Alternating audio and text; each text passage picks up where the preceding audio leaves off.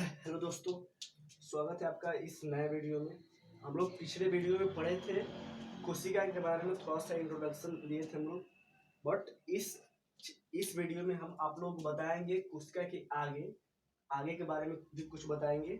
सो पूरी तरह से वीडियो को पूरा अंत तक देखिए और उसको लाइक कीजिए, पसंद आए तो लाइक कीजिए। चलिए देखते हैं, शुरू करते हैं वीडियो को। देखिए, cell structural and functional unit of life, ये तो बता दी थी, उसके बारे में जानकारी दे दी कि सेल किसी भी जीव का एक सबसे छोटा इकाई है, उसको देख लिए थे हम लोग। बट आज थोड़ा सा उसके फंक्शंस के बारे में जानेंगे। इंटरनल फंक्शन क्या होता है, उसके अंदर क्या क्या पाया जाता है, उसको और सूक्ष्म करके और उसको जूम करके पढ़ेंगे।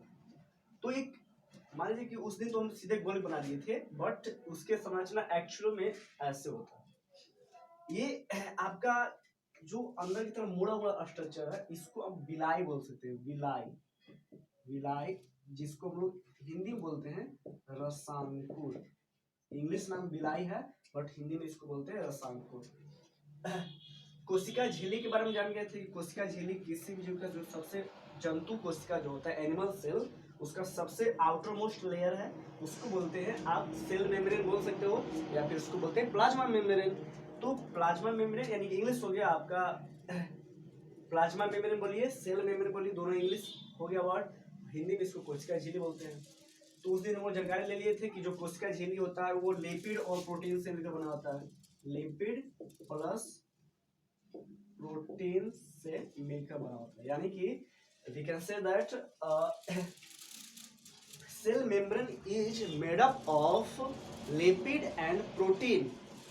और आगे बताएंगे कि ये लिपिड और प्रोटीन कहाँ से आते हैं, ये भी आगे बताएंगे। चलिए पहले ही जानते हैं कि कोशिका द्रव्य के बारे में, उसके बाद कोशिका झिल्ली पढ़ लिए। देखिए कोशिका झिल्ली का काम क्या है, थोड़ा सा काम भी देख लेते हैं। देखिए ये स्किन हमारा कोशिका झिल्ली की तरह काम करेगा।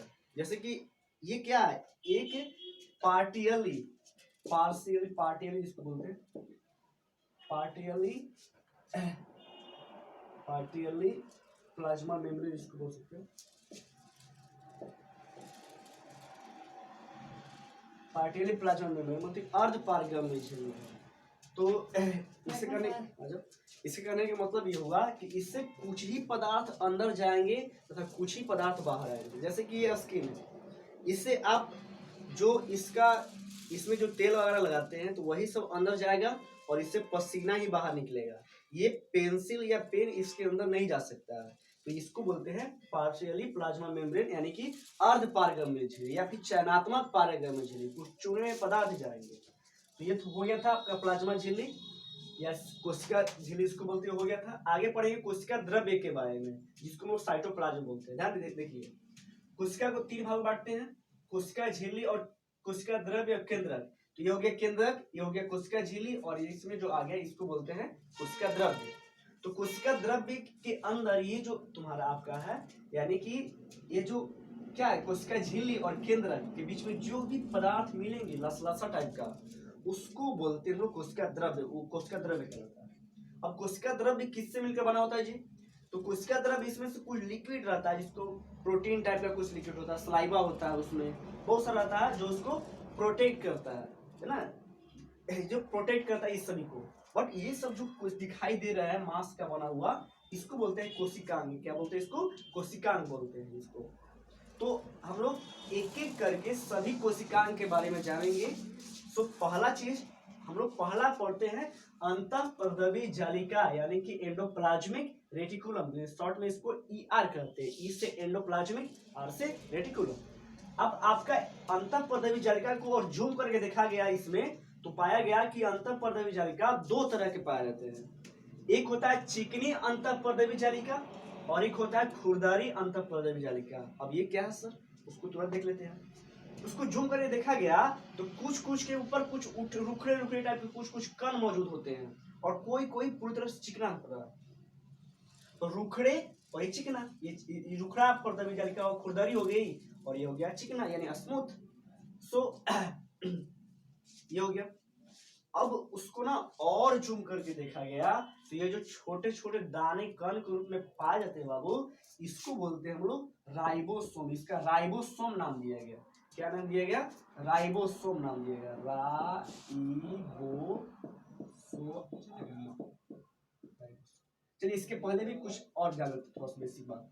ये जो आपका मसल्स टाइप के है ना, आपका जो स्किन में एक मसल्स टाइप का पाया जाता है, इसको ये जो बना होता है बाबू, ये लाइपोप्रोटीन से मिलकर बना होता है, लाइपोप्रोटीन।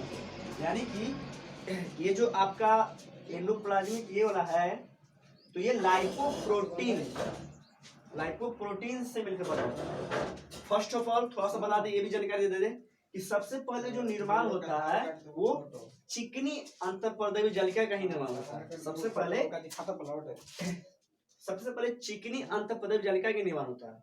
बाद में इसमें फैले जो भी राइबोसोम रहते हैं ना, उस पे आकर के बैठ जाते हैं, तो जिसके कारण से एक खुरदरी अंतःपर्दवी जालिका में कन्वर्ट हो जाता है। तो ये कोई पूछेगा कि अंतःपर्दवी जालिका किससे मिलकर बना होता है, तो ये लाइपोप्रोटीन से मिलकर बना होता है। ये हो गया क्लियर। अब इसका काम क्या है, what is the function of it, इसका फंक्शन क्या है? तो इसका फंक्शन है बाबू कि सभी कोशिकाओं को भोजन पहुंचाना। जैसे ये हो गया पूरा नाली टाइप का रहता है, इसमें तो खैर ज्यादा स्पेस नहीं कारण नहीं बना पाए हैं, लेकिन पूरा नाली टाइप का रहता है, इससे जुड़ा हुआ पूरा नाली टाइप फैला रहता है ये, और सभी जितना भी कोशिकांग है वो सबको कनेक्ट करता है, जोड़ता है और सभी को भोजन पहुंचाता है।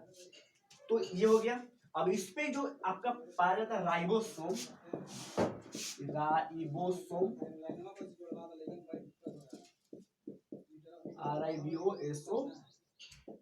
राइबोसोम वो क्या करता है कि राइबोसोम का प्रोटीन बनाता है। क्या बनाता है? प्रोटीन का संश्लेषण करता है। जब प्रोटीन का संश्लेषण करता है कौन? राइबोसोम।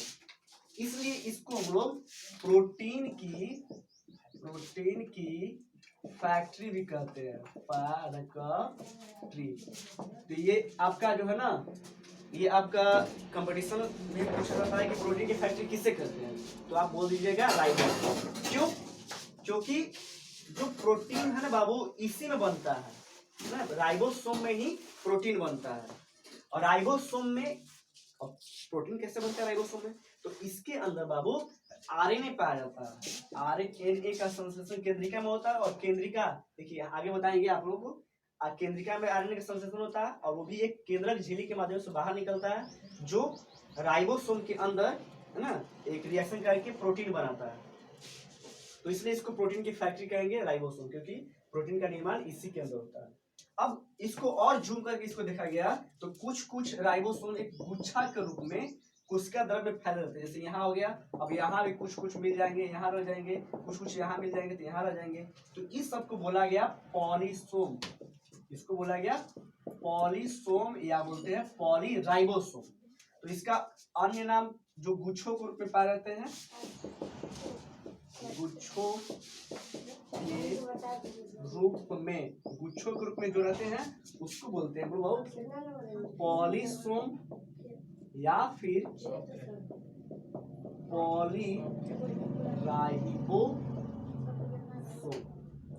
पॉलीसोम या पॉलीराइबोसोम इसको बोलेंगे, गुच्छा के रूप में जो फैला रहेगा। ये भी क्वेश्चन पूछता है कि गुच्छों के रूप में कोशिका द्रव्य में फैले जो राइबोसोम होते हैं उसको क्या कहते हैं? उसको पॉलीसोम या पॉलीराइबोसोम कह सकते हैं, ये सिंपल है। तो ये था आपका चिकनी अंतःपर्दवी जालिका और खुरदरी अंतःपर्दवी जालिका। आगे पढ़ेंगे हम लोग तो बताएंगे ये कि ये जो प्रोटीन या लाइपोप्रोटीन जिससे बना होता है ये, या फिर इसकी जो दीवार है वो बने होते हैं जिस प्रोटीन से, सब उसका निर्माण अगला यानी इसमें होता है। आगे के चैप्टर में इसको भी पढ़ेंगे हम लोग। तो इतना तक क्लियर हो गया, आगे बढ़ते हैं।